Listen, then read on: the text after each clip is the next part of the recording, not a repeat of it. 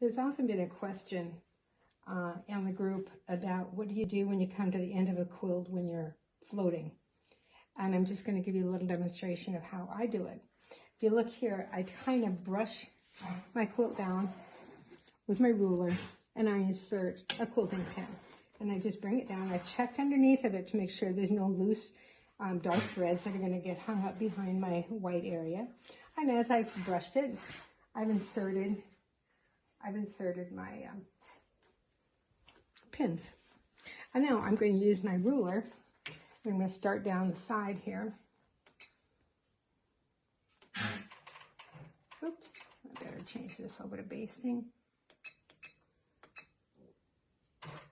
And here we go.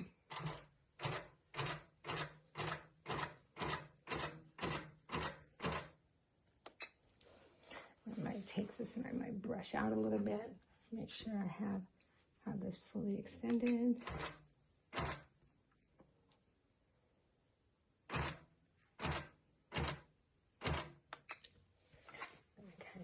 Brushed in again. There I go.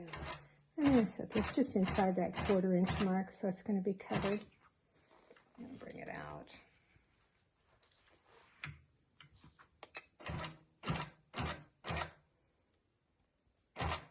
Possibly I'm going to do a little lock right here for a moment before I turn the corner. Okay.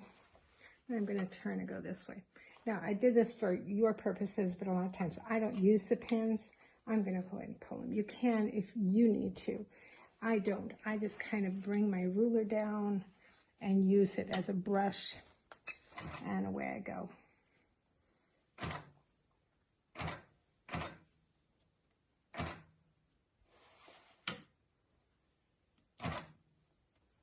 I'm getting awful close to my edge here. I could give myself a little more space in there. There, I get back to my inside 1/4 of an inch. Stop, I'm going to brush it down. And the way to go basting. I'm going to stop because I don't use those, so again, you might. They kind of interfere with my ruler working here. The ruler really makes sure everything feeds in very smoothly. It's just a pretty quick process here. I'm getting too close to the edge. Back it up.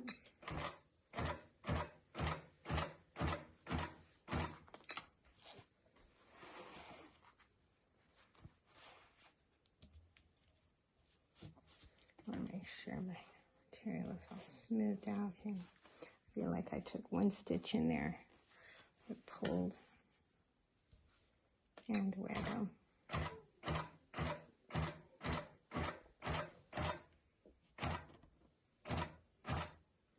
One thing that might help here is I'm going to throw my soup can behind there. Soup cans are a valuable thing. They keep pulling that material back on me. And there we go.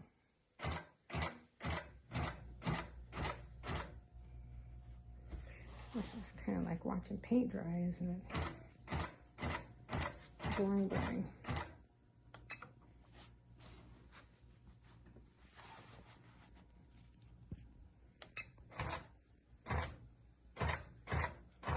I am a pretty accurate measurer. I have never had a quilt that I've had any tucks in a border. And I've had some pretty wide borders, so maybe I've just been lucky. But is that not a beautiful sight? Come to the end. I'll do a little lock right there before I change directions. Now I'm going to run up this side.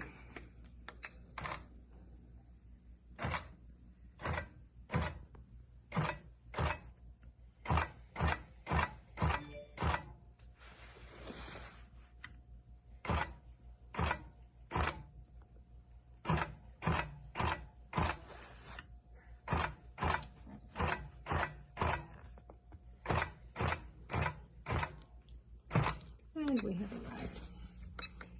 And I'll just do a little lock off here. And of course I don't have my scissors with me. But, that is how I finish off a quilt that is floated. I am using Hobbs 80/20, which seems to have a nice bite to it. When I brush that down, the fabric really sticks to it, and I really don't have any problems. We want to go back and show the finish. That was just my own bobble right there. But it's perfectly smooth. Good luck to y'all. Bye.